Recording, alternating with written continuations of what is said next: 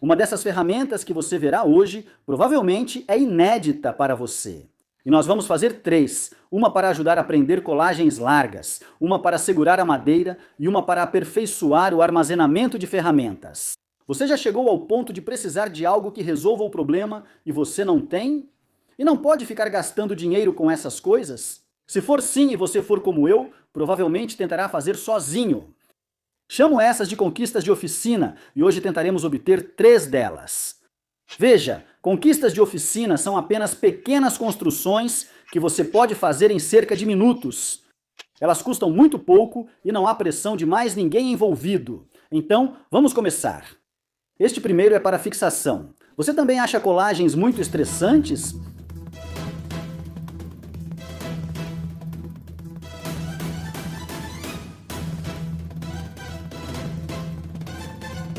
A ansiedade aumenta, o suor aparece mesmo nas condições mais frescas.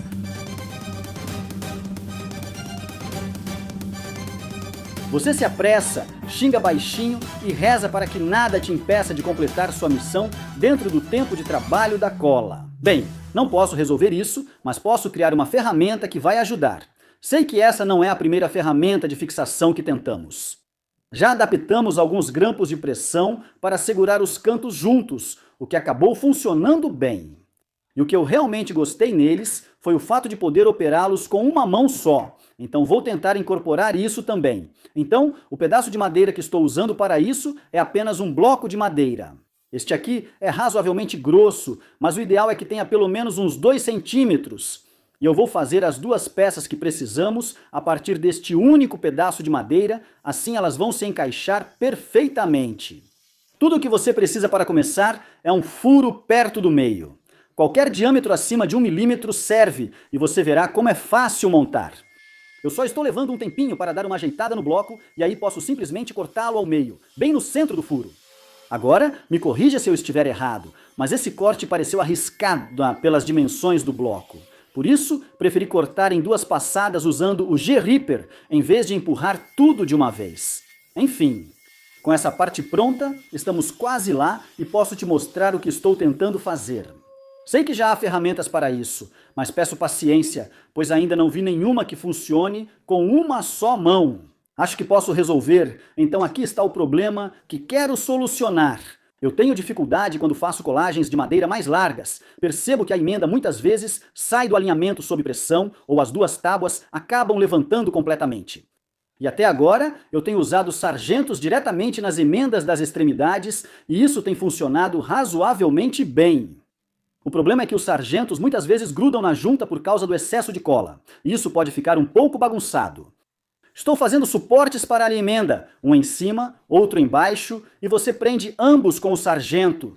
Faça isso com leveza para conseguir apertar os sargentos principais e fechar a emenda. Depois de fechada, aperte totalmente os sargentos dos suportes para manter o alinhamento. Agora, o primeiro problema de prototipagem que encontrei foi que blocos desse tamanho exigem muito espaço acima e abaixo. A colagem e meus calços de sargento de um vídeo anterior ajudam um pouco, mas não o bastante. Por isso, precisamos consertar os suportes. O primeiro passo é criar um encaixe para apoiar o sargento. Dessa forma, conseguimos economizar a profundidade do próprio sargento na questão do espaço livre. E já que estamos nisso, vamos aliviar um pouco o peso. E caso você não tenha percebido, eu adoro prototipar ferramentas. É uma das minhas partes favoritas da marcenaria. E estou bem empolgado com a segunda construção que vamos fazer em breve. Acho que a primeira é só um complemento de uma ferramenta já existente, mas a segunda talvez seja novidade para você. Talvez, bom, pelo menos tenho quase certeza de que nunca vi isso antes. E enquanto eu cortava esse entalhe, percebi que agora era o melhor momento para fazer isso realmente com uma mão só. E tudo o que você precisa fazer é simplesmente furar um buraco e embutir um ímã. Faça o mesmo na outra metade e depois teste para ver a força e o fracasso. Quero que veja que estou fazendo protótipos enquanto avançamos. Achei que isso funcionaria nos grampos F por serem de metal e os ímãs segurarem, mas a força ficou bem abaixo do esperado. Talvez eu tenha esquecido que grampos F não podem ser usados com uma mão só. Então, revisei meus últimos grampos e peguei um dos meus favoritos de aperto. Se você remover as almofadas desses grampos de aperto, sobra plástico suficiente para furar cuidadosamente e embutir um ímã no grampo. E eu estou apenas fixando todos esses ímãs no lugar com um pouco de cola CA. Se você tiver epóxi, também funciona tão bem quanto, talvez até melhor, desde que a polaridade esteja correta. Ímãs seguram as pontes nos grampos, permitindo o processo com uma mão. Certifique-se de deixá-los logo abaixo da superfície. Se eles ficarem salientes e se encontrarem ao adicionar pressão, provavelmente vão rachar. Vamos ver se isso realmente funciona.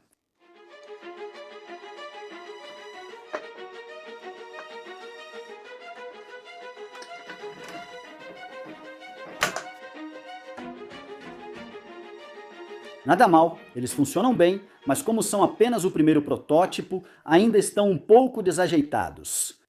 Então aqui está o Mark II. Eles são iguais funcionalmente, mas muito mais fáceis de produzir em grande quantidade para colagens maiores com vários painéis. Também troquei os grampos por esses Jorgensen mais curtos. Eles não só são um pouco mais leves, como também um pouco mais fáceis de manusear. Na verdade, ao encostar sua colagem na parede, é menos provável se machucar ao passar por ela.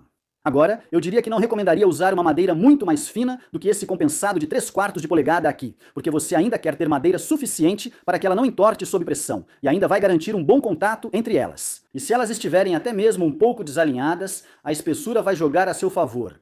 E só para comentar, caso você vá experimentar outras soluções de fixação com uma mão só. Ter ímãs no próprio grampo é genial, pois, acertando a polaridade, pode-se usar ímãs em qualquer fixação. E você pode simplesmente tirar esses, trocar por uma versão diferente, assim você não precisa gastar com vários grampos e não sente que está estragando um só para um trabalho específico.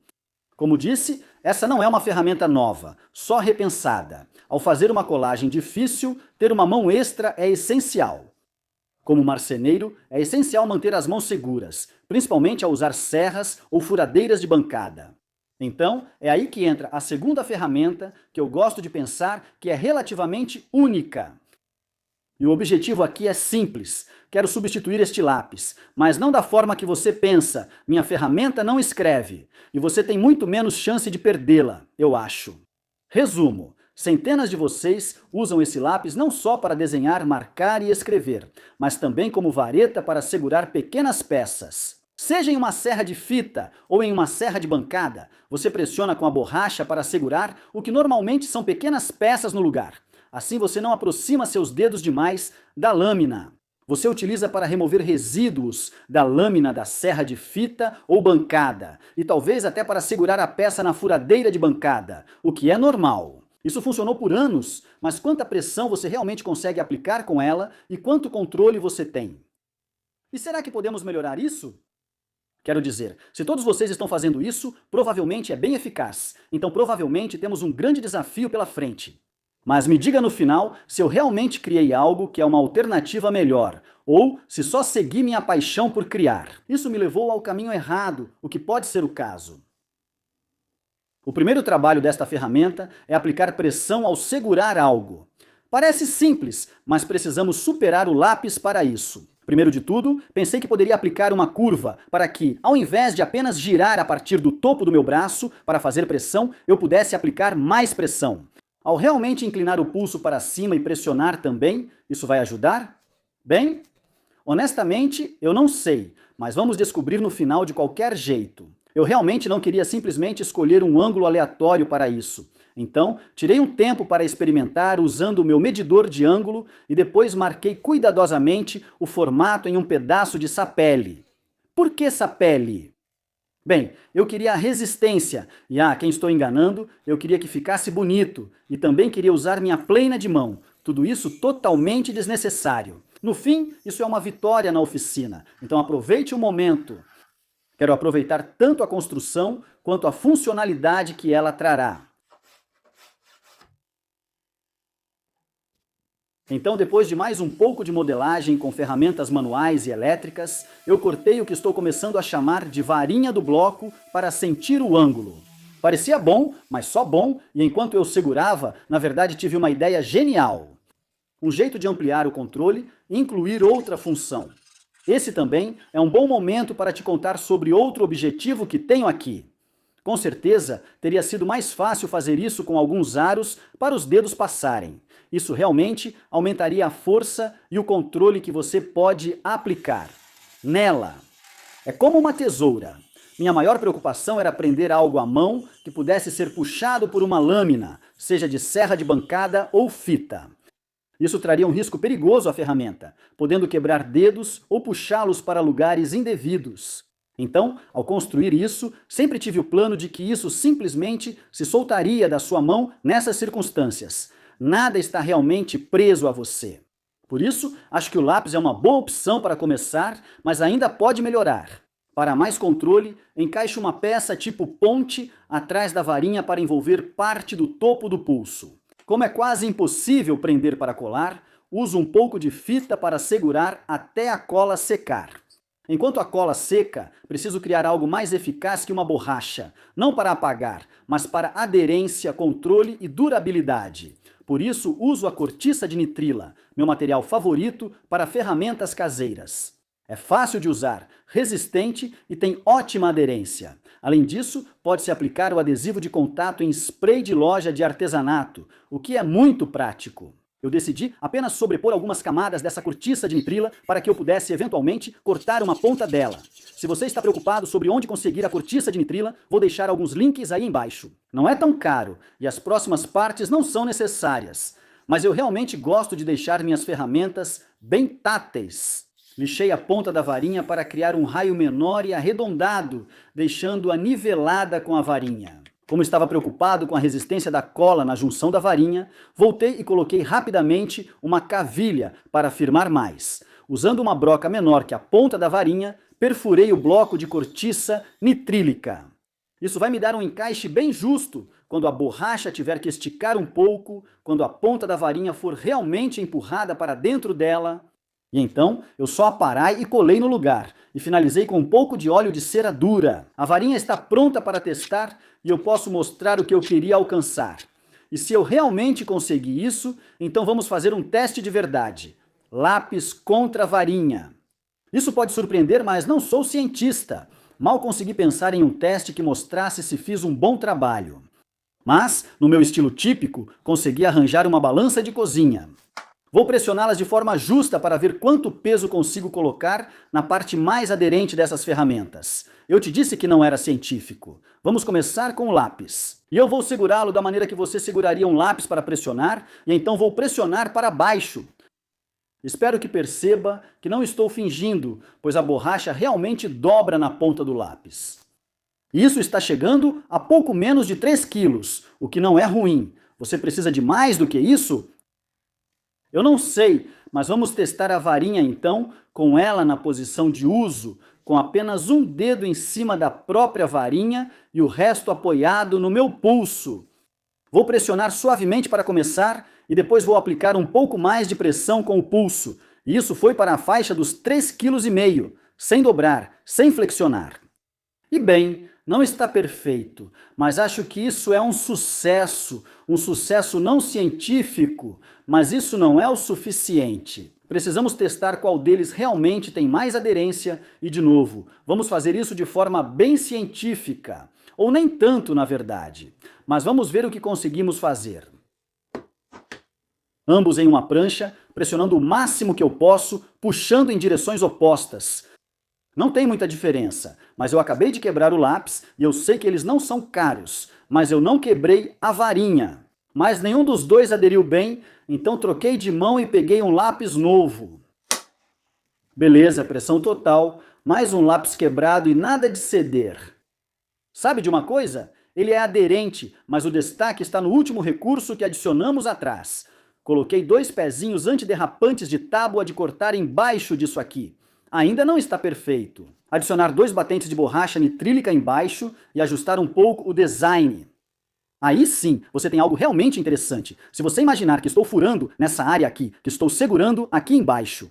Este pedaço de madeira está bem fixado na mesa e não precisa de muita pressão. É só uma questão de apoiar a haste por causa da flexibilidade da madeira. Na verdade, isso coloca mais pressão nas duas extremidades e acho que é aí que isso se destaca. Mas fui eu que fiz, então acho que é normal eu pensar assim antes de ser criticado nos comentários. Isso substitui estes aqui? Não, absolutamente não. É uma ferramenta útil para se ter por perto? Sim, com alguns ajustes, acho que é. Mas o mais importante, foi um conceito divertido de criar para resolver um problema que talvez nem exista? É uma vitória na oficina? Eu acho que sim.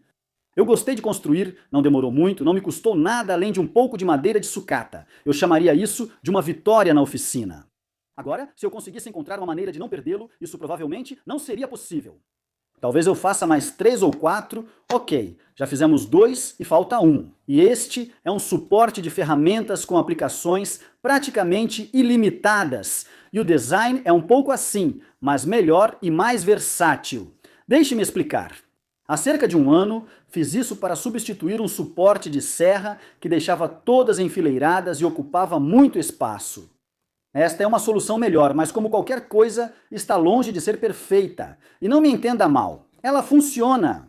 As serras são fixadas por tubos de silicone com uma cavilha para reforço. E é bom, mas tem seus problemas porque é bem fino, sai do lugar com frequência e nem sempre segura tanto quanto você gostaria. E a minha teoria é que como usa uma cavilha de diâmetro menor, na verdade há menos área de contato tocando a lâmina para mantê-la travada no lugar. Você pensaria que uma dessas cavilhas maiores seria a solução ideal, e realmente eram na primeira aplicação. Mas ainda tinham problemas.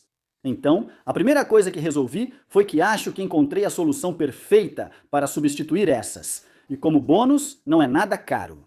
O outro problema com isso é que você remove as serras de lado, diferente da que foi substituída, onde você as removia pela frente. E novamente, isso até funciona, mas pode ficar um pouco irritante, especialmente para as serras que ficam mais ao fundo. Então, vamos falar de soluções. A solução que quero implementar serve não só para serras, mas para qualquer ferramenta desse tamanho. Primeiro vou mostrar como é fácil de construir e explicar a ideia. Quero criar um bloco que segure uma ferramenta, buscando máxima eficiência de espaço, sem perder aderência ou resistência. Essa resistência ocorre pelo contato entre a ferramenta e o objeto usado para segurá-la. O bloco deve ter profundidade para isso, então vamos começar a construir. Prefiro desenhar direto na placa de apoio, não costumo fazer projetos no computador. Fiz isso para comprimir ao máximo a área da ferramenta e usei o esboço para organizar as peças que formariam um dos suportes.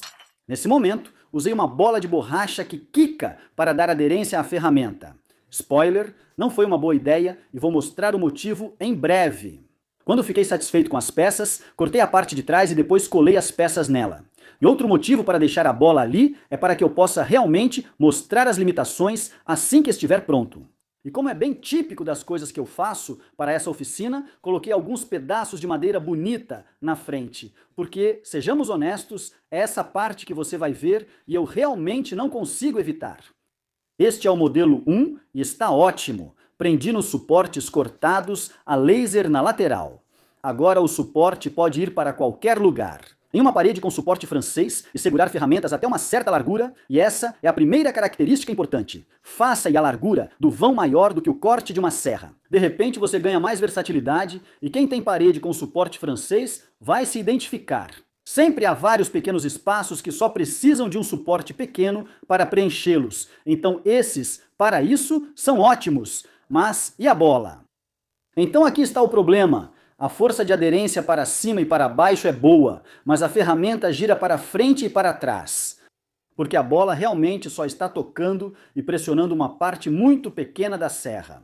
Então isso não vai funcionar para mim. Então aqui está a minha substituição. E é uma solução bem barata. Por suporte, você simplesmente corta no comprimento com uma serra ou uma faca. Tira só um pouquinho dos cantos para não travar. E aí eu dei uma lixada rápida só para deixar a superfície mais áspera e dar mais aderência.